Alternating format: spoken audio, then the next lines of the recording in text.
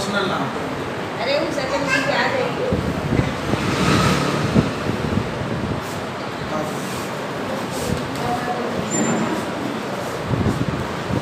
चालू कर दो।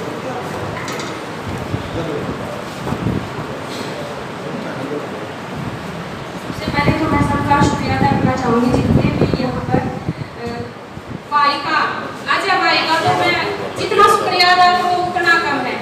देखो वैसे तो मेरे संघर्ष की कहानी बहुत लंबी है, लेकिन आज टाइम नहीं है बताने का। मैं सिर्फ इतना बताना चाहती हूँ कि मेरे 2 जन्म हुए। एक जब मैंने अपनी माँ के पेट से जन्म लिया, दूसरा जन्म हुआ जब मैं सोशल मीडिया पे आई और भाई से मेरी मुलाकात हुई, अजय भाई से।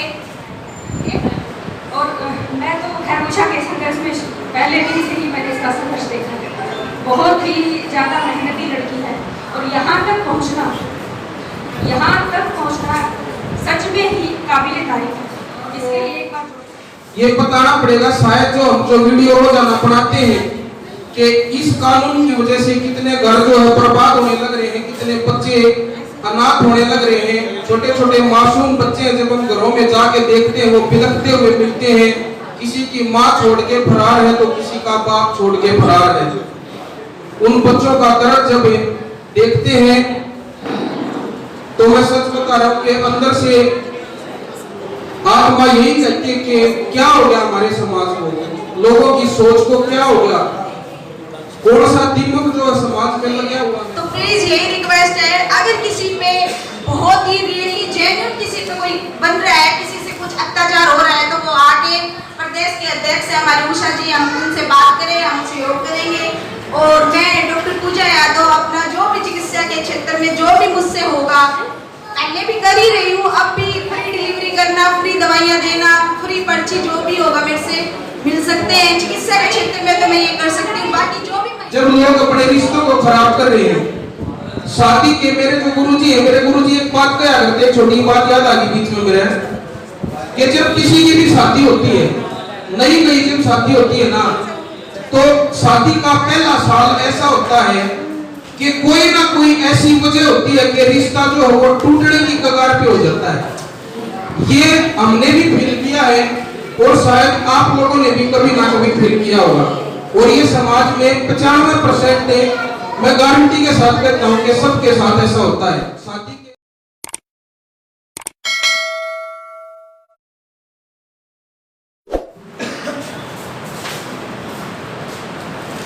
सबसे पहले तो सभी का धन्यवाद जो मेरे कहने पर यहाँ पे पहुँचे, जो अपना समझ के मेरे कार्यक्रम में यहाँ पे आपका अपना कार्यक्रम है, सब यहाँ पे पहुँचे।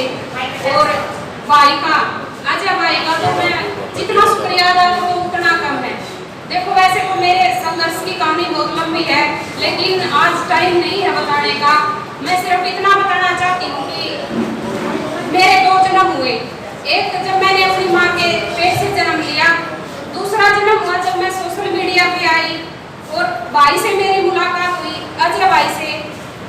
एक मतलब मेरा सपना वैसे होता था, मैं सोचती थी रात को भी जब मेरे को नींद नहीं आती थी, मैं ये सोचती थी कि लोगों के इंटरव्यू आते हैं, क्या मेरा भी कभी कोई इंटरव्यू लेगा, क्या मैं भी उस मंच पे कभी पहुंच पाऊंगी कि कोई मेरा इंटरव्यू लेगा। और कहते हैं ना कि अगर जुनून और जोश होना तो परमात्मा भी जरूर सुनता है। तो मेरा सपना साकार हुआ, कोई मीडिएटर नहीं बना हमारा, डायरेक्ट मेरी भाई से बात हुई। और उस दिन से लेकर क्या थी, मैं मतलब छोटी सी यूट्यूबर, सिर्फ 2000 मेरे सब्सक्राइबर, मेरा चैनल भी मोनेटाइज नहीं हुआ था। तो वो दिन है और आज का दिन है। भाई मतलब इतने बड़े पत्रकार हैं, उसके बावजूद भी आज तक मतलब कभी भी कॉल कर ली, पहली कॉल में भाई फोन उठाता है। और जब भी कहीं अगर कहीं मुद्दे पे गया हुआ ना उठाने पाए तो वापस कॉल जरूर आती है। शायद मतलब इतना कोई नहीं कर पाता जितना भाई ने मेरे लिए किया है। दूसरा जन्म हुआ था जब भाई के चैनल पे मेरा इंटरव्यू था, जो लाखों लोगों ने पसंद किया था और बहुत अच्छे अच्छे कमेंट आए थे, वहां से लोग मुझे जानने लगे थे। तो जितना भाई का शुक्रिया अदा करूं मैं उतना ही कम है। और धीरे धीरे मतलब यहाँ एक छोटे से मंच तक मैं आ पहुंची हूँ, जिसकी शुरुआत भाई के चैनल से हुई थी। तो बहुत बहुत धन्यवाद भाई आपका। इतना बड़ा पत्रकार होते हुए कभी भाई ने मतलब कभी कोई कमेंट नहीं दिखाया।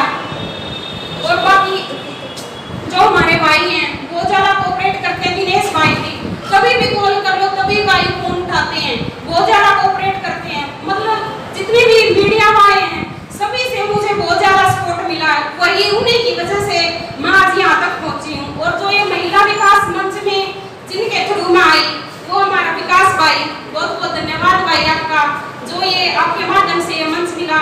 क्योंकि मेरा भी सपना था मैं एक समाज के लिए जो ये मतलब आजकल लिविंग रिलेशनशिप के जो ये मामले चल रहे हैं और जो भी मतलब गरीब परिवार है, थोड़ा मैं उनके लिए कुछ करना चाहती थी, लेकिन इतनी कैपेबल नहीं थी मैं कि मैं अकेले कुछ कर पाऊँ। तो भाई ने एक रास्ता दिखाया जिसकी वजह से आज यहाँ तक पहुँची। और बहुत बहुत धन्यवाद आप सभी का। और जो नरवाना की टीम आई है उनका भी धन्यवाद, बरवाड़ा की टीम का भी धन्यवाद, और हमारे सुमित सर का भी बहुत बहुत धन्यवाद जो आज यहाँ पहुँचे हैं। और हमारी डॉक्टर पूजा यादव, जब भी हमें कोई जरूरत पड़ती है कंसल्ट कर लेते हैं, फोन पे ही बता देते हैं, जाने की जरूरत भी नहीं पड़ती। और अब मैं बुलाना चाहूँगी मेरी दोस्त, जब से मेरी शादी हुई मतलब इमोशनल ना अरे उन सेकंड में आ जाएगी।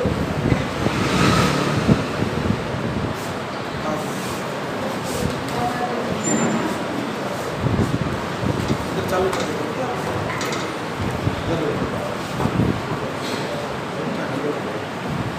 सबसे पहले तो मैं सबका शुक्रिया अदा करना चाहूँगी जितने भी यहाँ पर पर्सनैलिटीज, एस्टीम पर्सनैलिटीज होंगी, जितनी भी यहाँ पे मौजूद हैं। हर कोई अपने आप में महान है, हर कोई अपने आप में कुछ ना कुछ चाहे कम करने के लायक है, कुछ ना कुछ करने के लायक है।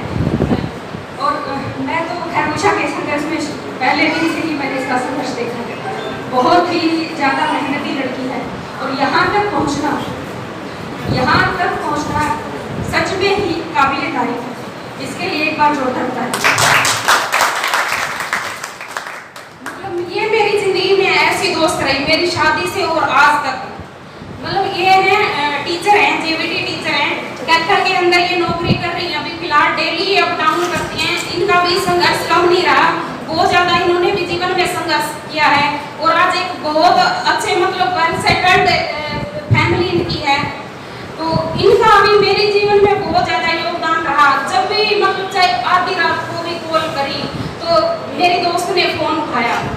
शायद एक ऐसा कोई दोस्त होगा कि भाई मतलब फ़ोन करे उठा ले, मतलब कभी भी ऐसा कोई टाइम ही नहीं आया कि मेरा फ़ोन ना उठाओ, चाहे कितनी भी बिजी हो, चाहे रात के 12 बजे भी मैंने कॉल की तो उन्होंने फ़ोन उठाया। जब भी मेरे को जो भी ज़रूरत पड़ी, मेरे को जो भी मदद की ज़रूरत पड़ी, मेरे साथ हमेशा खड़ी रही। और बहुत बहुत धन्यवाद करती हूँ परमात्मा का जो ऐसी दोस्त मुझे मिली। धन्यवाद। मुझे ऐसे मंच बुलाने के लिए बहुत बहुत धन्यवाद उषा का, क्योंकि मैंने आज एक्चुअली में मेरी ट्रेनिंग चल रही है ब्लॉक में, बीच में लंच ब्रेक के टाइम पे मैं आई हूँ और इसने मेरे को ये अभी वहाँ से ज़्यादा मेरे को टेंशन नहीं आ कि मैं जा पाऊँगी कि नहीं, पता नहीं बीच में टाइम मिलेगा कि नहीं। लेकिन जैसे ही लंच ब्रेक हुआ मैं इधर आ गई, क्योंकि अब फिर मेरे को वापस वहीं पे जाना है। लेकिन फिर भी मैं एक बार आप सबका फिर से शुक्रिया करूँगी, आप जो समाज के लिए कर रही हैं। एक्चुअल में इसकी ज़रूरत बहुत ज़्यादा है और कुछ ही लोग सोच पाते हैं, कुछ ही लोग कर पाते हैं।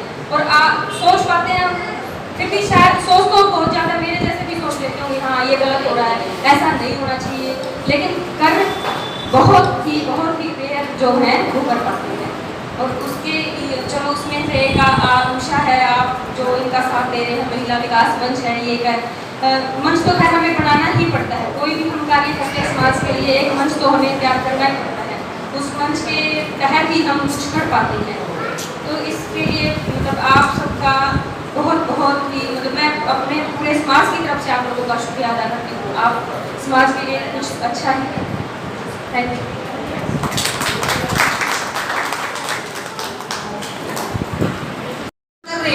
तो प्लीज यही रिक्वेस्ट है, अगर किसी पे बहुत ही रियली जेन्युइन किसी पे कोई बन रहा है, किसी से कुछ अत्याचार हो रहा है, तो वो आके प्रदेश के अध्यक्ष है हमारे उषा जी, हम उनसे बात करें, हम सहयोग करेंगे।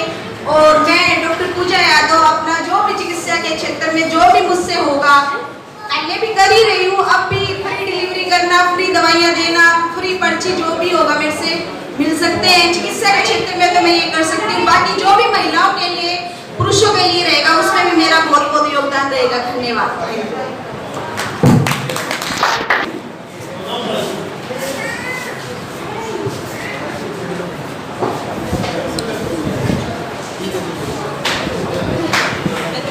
बहुत ही आदर व्यवहार सम्मान के योग्य हमारे बड़े बुजुर्ग, मेरे नौजवान साथी, मेरी माताएं, मेरी बहनें, जो भारत देश का भविष्य, छोटे बच्चे, मैं, मेरे सभी पत्रकार साथी, मंच पर उपस्थित हैं, ग्राउंड मीडिया से भाई, बड़े भाई अजय भारद्वाज, रितु जी और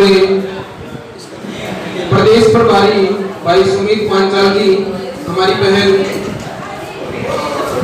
डॉक्टर पूजा यादव जी, आप सभी को सबसे पहले भी हाथ जोड़ के नमस्कार है और बहुत बहुत शुभकामनाएं देते हैं अपनी बड़ी बहन उषा गोयल जी को, जिन्होंने आज हम सबको यहाँ पे एकत्रित किया है और समाज को एक नई दिशा जो देने का जो कार्य कर रहे हैं, उसमें हम भगवान से प्रार्थना करते हैं कि ये अपने मकसद में कामयाब हों। और जिस तरह से जो महिला विकास मंच आज हांसी में नहीं, हिसार में नहीं, पूरे हरियाणा प्रदेश में अपना कार्य कर रहे हैं, जिस तरह से रोजाना देख रहे हैं। और भाई साहब बता रहे थे, नाम क्या है आपका? शिव मलिक जी, उमरावत से जी, उमरा गांव से। बिल्कुल आज से लगभग 10-12 साल पहले इनके गांव में रागनी प्रोग्राम करने के लिए मैं गया था और रागनी के फील्ड में लगभग 17 साल जो है मैंने अपनी संस्कृति को दिए हैं। अब कोविड के बाद जो गाने बजाने का जो काम है वो थोड़ा सा कम होया, लोगों का रुझान कम हो गया। उसके बाद तब से जो हमारे बड़े भाई हैं अजय भारद्वाज हैं, इन जैसे कई भाई और जो मेरे पर्सनल जो मित्र थे, जिनको मैं देखता था कि ये लोग पत्रकारिता के क्षेत्र में बहुत ही अच्छा कार्य कर रहे हैं, समाज की आवाज को उठा रहे हैं। जो घर घर आज घरेलू कलह जो चलती है उनमें बीच में इंटरफेयर करके पूरे परिवार को समझाना और पूरे परिवार को एक नई दिशा जो देने का काम करते हैं, इनसे प्रभावित होके मैं इस लाइन से जुड़ा। मैंने भी सोचा कि मैं जिस तरह से अपनी संस्कृति को इतना लंबा समय दिया है, उसी तरह कोशिश करूंगा कि इस पत्रकारिता की लाइन में अपने समाज के लिए कुछ कर पाऊं। और जब इस लाइन में अंदर तक जाके देखा तो पता चला कि किस तरह से आज जो परिवार है वो बिखरने लग रहे हैं। आज महिला विकास मंच, पुरुष आयोग की जो लोग मांग उठा रहे हैं, इस तरह के मंचों की आज समाज को जरूरत है। और इन मंचों में जो हमारी बहनें, हमारे भाई जो बढ़ चढ़ के जो अपना योगदान देने लग रहे हैं, वो हमेशा प्रशंसा के भागी हैं। और उनकी जरूरत क्यों महसूस हुई कि जिस तरह से अजय भाई ने भी बताया था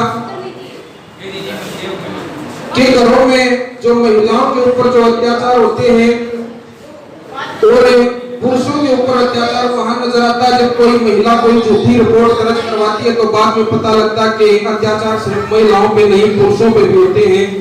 इसीलिए जो पुरुष है वो पुरुष आयोग की मांग कर रहे हैं। घर घर जो है ये कहानी चली हुई है, हर रोज हमारे सामने मामले आते हैं। सुबह जब अपना फोन हम खोलते हैं, स्विच ऑफ करते हैं, रात को जब सुबह खोलते हैं तो उसी टाइम फोन आने शुरू हो जाते हैं। किसी बहन का फोन आता है, किसी भाई का फोन आता है। कोई बहन कहती है कि मेरा पति मेरे ऊपर अत्याचार कर रहा है। कोई किसी पुरुष का फोन आता है, वो कहता है कि मेरी पत्नी मेरे को और मेरे बच्चों को छोड़ के किसी दूसरे के साथ भाग गई, वो लिव इन रिलेशनशिप में रह गई। ये समाज में क्या चल रहा है, सोचने पर जो हम मजबूर हो जाते हैं कि आखिर जो हमारा समाज है वो किस तरफ जाने लग रहा है। आज मैं जितने भी जो महिला विकास मंच के जो साथी हैं, बहन उषा है और सभी साथी हैं, उनसे मैं एक निवेदन और भी करूंगा कि जिस तरह से आपने महिला विकास मंच जो बनाया है उसी तरह से समाज में अपने पत्रकार साथियों से भी मैं निवेदन करूंगा कि एक आवाज और आप उठाओ कि जो लिविंग का जो कानून है, जो लिव इन रिलेशनशिप का जो कानून है, इसके खिलाफ भी आवाज उठानी पड़ेगी और सरकार को ये बताना पड़ेगा। शायद जो वीडियो रोजाना बनाते हैं कि इस कानून की वजह से कितने घर जो है बर्बाद होने लग रहे हैं, कितने बच्चे अनाथ होने लग रहे हैं, छोटे छोटे मासूम बच्चे जब हम घरों में जाके देखते हैं वो बिलखते हुए मिलते हैं, किसी की माँ छोड़ के फरार है तो किसी का बाप छोड़ के फरार है। उन बच्चों का दर्द जब देखते हैं तो मैं सच बता रहा हूं कि अंदर से आत्मा यही कहती है कि क्या हो गया हमारे समाज को, लोगों की सोच को क्या हो गया, कौन सा दीमक जो समाज में लगा हुआ है। तो उसका जो रिजल्ट जो निकल के आता है वो यही आता है कि जो लिविंग रिलेशनशिप का जो कानून है इसके फायदे भी बहुत है, लेकिन लोग इसका मिसयूज करने लग रहे हैं, इसका गलत फायदा उठाने लग रहे हैं। और जो मेरे पत्रकार साथी रोजाना इस तरह की वीडियो बनाते हैं, कई बार मैं बोला भी हूँ इस विषय में, कई मामलों में मैंने आवाज उठाई है इस कानून के खिलाफ। जो पत्रकार साथी वीडियो बनाते हैं ये रोजाना जब हमारे सामने ये मामले आते हैं तो इस कानून के खिलाफ भी आप आवाज उठाओ। सिर्फ आप यही मत करो कि उस परिवार की वीडियो बना ली और ये अपना कोई चैनल को टीआरपी तो मिलती है, वो मैं बिल्कुल स्पष्ट कर रहा हूँ। किसी साथी को आवाज पर मेरी जो शब्द है वो कड़वे लग सकते हैं, टीआरपी के लिए भी काम करते हैं, लेकिन सिर्फ टीआरपी के लिए काम आप मत करो, समाज के लिए काम करो। इस कानून के खिलाफ जो है आप आवाज उठाओ और इस जब आप आवाज उठाओगे तो आपको बहुत सारे संकट का भी जो सामना करना पड़ेगा।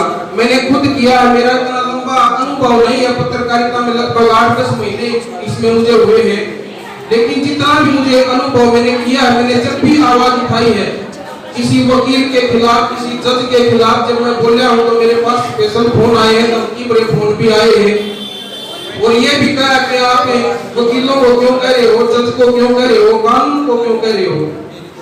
तो भैया धमकी भरे फोन तो आएंगे, लेकिन हमें अपनी आवाज को मजबूत बनाना पड़ेगा। और जो ये कानून है इसमें बदलाव की सख्त जरूरत है और इसमें हम सब एक होकर जब अपनी आवाज को उठाएंगे और ये सामाजिक जो संगठन है, महिला विकास मंच है या फिर मानवाधिकार आयोग है, ये सभी जब हमारा साथ देंगे इसमें मिलके, तब जाके जो है कुछ ना कुछ फर्क जो है हो सकता है। बाकी बुराई जो है वो, बुराई और अच्छाई एक ही सिक्के के दो पहलू होते हैं। जब अच्छाई जब हम फैलाने की कोशिश करते हैं वो कम फैलती है, और बुराई जब किसी भी फील्ड में बुराई फैलाने लग जाओ, बुराई जल्दी फैलती है। लेकिन उस पर कंट्रोल करना पड़ेगा, उसमें हम सब ने साथ देना पड़ेगा। और बहन उषा जी का मैं फिर से बहुत बहुत धन्यवाद करता हूँ और मैं वादा भी करता हूँ, पहले भी बहन उषा जी को जब भी हमने किसी मामले में बुलाया है, कोई भी मामला हो, किसी का पारिवारिक झगड़ा हो, उसमें हमने बोलने के लिए उनको बुलाया की जरूरत पड़ी तो एक फोन पे एक कॉल करने के बाद ही ये हमारे पास पहुंचती है। यहाँ से लगभग 60-70 किलोमीटर जो इनको पड़ जाता है तो ये पहुंचती है। कभी भी इनके तरफ से मैं ना नहीं सुनाई देती। हम शाम को लेट शाम को भी अगर हम फोन करें तो भी बहन यही कहती है कि भाई मैं कोशिश करूंगी पहुंचने की, चाहे मुझे रात ही क्यों ना हो जाए। तो एक बार चाहूंगा कि बहन के लिए एक बार जोरदार तालियां बजा दो, जो समाज के लिए हमेशा जो खड़ी मिलती है। और हम भी वादा करते हैं कि जिस तरह से आज हमारी बड़ी बहन को जिला अध्यक्ष का जो कार्यभार इनको सौंपा गया है, हिसार जिला अध्यक्ष महिला विकास मंच, हम हमेशा इनके साथ हैं, इनको खड़े मिलेंगे। चाहे ये आधी रात को हमारे पास कॉल करके कोई भी अपनी समस्या हो, अगर उसका समाधान हम इनके साथ मिलके कर सकते हो तो हम इनके साथ खड़े मिलेंगे। बहन जी चाहे आधी रात को कॉल कर लियो, आपके लिए हमारी तरफ से कभी ना नहीं सुनाई देगी। इन सब बातों के साथ ही मैं इजाजत लेता हूँ। और भाई कह रहा था कि रागिनी के 2 शब्द, रागिनी देखो ये साज जरूरी होता है, लेकिन रागिनियों को गाना ही जरूरी नहीं है, ये सुनने और पढ़ने का भी विषय है। मैंने मेरे घर में जब आप कभी किसी भाई का अनाथ हो तो आप देखोगे मेरे घर में मेरी स्कूल की किताबें नहीं मिलेंगी, ये सच्चाई है। मैंने स्कूली जो पढ़ाई है वो बहुत ही कम की है। मेरे घर में मेरा जो कमरा है उसमें लक्ष्मीचंद, मांगेराम, मेहर सिंह और भी जो बहुत सारे जो हमारे कवि हुए हैं उन कवियों के ग्रंथों की इतनी ऊंची जो है वो आपको थई दिखाई देगी। वही मैंने पढ़ा है, उन्हीं से हमने सीखा है। रागनी सिर्फ गाना ही ऐसा नहीं है कि रागनी गाने से ही जो वो रागनी होती है। रागनियों को पढ़ना और उनसे ज्ञान लेना बहुत ही जरूरी होता है। दादा मांगेराम ने एक रागनी में समाज को समझाया है, जो पारिवारिक जो रिश्ते जो बिगड़ने लग रहे हैं उनको समझाने के लिए एक रागनी में लिखा भी है कि उम्र पुरानी तेरे बिना जी डामा डोल रहे जैसे एक पति अपनी पत्नी को कहता है। और आजकल जो इसीलिए मुझे ध्यान में आया कि ऐसी उम्र होती है जब लोग अपने रिश्तों को खराब कर रहे हैं। शादी के मेरे जो गुरुजी है, मेरे गुरुजी एक बात कहा करते, छोटी बात याद आ गई बीच में मेरे, कि जब किसी की भी शादी होती है, नई जब शादी होती है ना, तो शादी का पहला साल ऐसा होता है कि कोई ना कोई ऐसी वजह होती है कि रिश्ता जो है वो टूटने की कगार पे हो जाता है। ये हमने भी फील किया है और शायद आप लोगों ने भी कभी ना कभी फील किया होगा। और ये समाज में 95% मैं गारंटी के साथ कहता हूँ कि सबके साथ ऐसा होता है। शादी होने के पहले साल के अंदर कोई ना कोई बात ऐसी होती है कि रिश्ता टूटने की कगार पे हो जाता है। वहां पे जरूरत होती है समझदारी की। अगर हमारे अंदर समझदारी है, लड़के के अंदर हो या लड़की के अंदर हो, तो रिश्ता बच जाता, नहीं तो कोर्ट और कचहरियां इस तरह के मामलों की भरी पड़ी है। इसी बात को जो है ध्यान में करके जो याद आया कि उम्र पुरानी तेरे बिना जी डामा डोल रहे जैसे और वीर मरद दुख सुख के साथ जी क्या डोल रहे जैसे। वीर मरद जो होते हैं वो दुख सुख के साथ होते हैं। पति को कोई दुख है तो पत्नी के साथ शेयर करें, पत्नी को कोई दुख है तो पति के साथ शेयर करें। तो तीसरा आदमी कभी भी हमारे जीवन में एंट्री कर ही नहीं सकता, ये सच्चाई है। तीसरा आदमी एंट्री तब करता है, आजकल जो ये ऐप जो चली हुई है, हम किसी भी ऐप के खिलाफ नहीं है, लेकिन उनका दुष्प्रचार बहुत ज्यादा हो रहा है। हमारी बहुत सारी बहनें हैं, भाई हैं जो आजकल ऐप जो चलाते हैं, उन पे हमारी अनजान लोगों से दोस्ती हो जाती है। अनजान आदमी हमें मीठी मीठी बातें करता है हमारे साथ, और जब कोई भी बाहर का आदमी हमें अच्छा लगना लगे ना, जब कोई भी बाहर का आदमी हमारे साथ मीठी मीठी बातें करने लगे, हमें अच्छा लगने लग जाए, तो परिवार के लोग हमें दुश्मन दिखाई देने लग जाते हैं। ये सच्चाई और यही वजह है रिश्तों को टूटने की। तो कोशिश करो अनजान लोगों से रिश्ते ना बनाओ, अपने परिवार के साथ जुड़कर रहो। कभी भी आपके परिवार में कोई भी दिक्कत नहीं आ सकती। कोई भी ऐप चला लो, आप कुछ भी चला लो, कोई भी दिक्कत नहीं है, लेकिन ध्यान उस चीज का रखो कि कोई अनजान आदमी आपकी जिंदगी में एंटर ना कर जाए उस ऐप की वजह से। उसे ये एक सुरंग है, ये गुप्त रास्ते हैं जो कोई भी अनजान आदमी किसी के भी जीवन में एंटर करता है, इन गुप्त रास्तों से ही करता है। बस इस बात का ध्यान रखो कि कोई भी आदमी हमारे जीवन में कभी भी किसी भी रास्ते से कोई हमारे जीवन में, पर्सनल जीवन में एंट्री ना करे। तो इस बात का ध्यान रखोगे तो कभी भी आपका जो परिवार है वो नहीं बिगड़ सकता, ये मैं दावे के साथ कह सकता हूँ। तो एक बात तो ये छोटी छोटी बातें हैं, अपने परिवारों को संभाल के रखने की, इन पे ध्यान दें। इन सब बातों के साथ मैं इजाजत लेता हूँ और बहुत बहुत धन्यवाद है जो आज आपने यहाँ पे बुलाया। हम बहुत बहुत आपके हमेशा आभारी रहते हैं। जय हिंद, जय हिंद।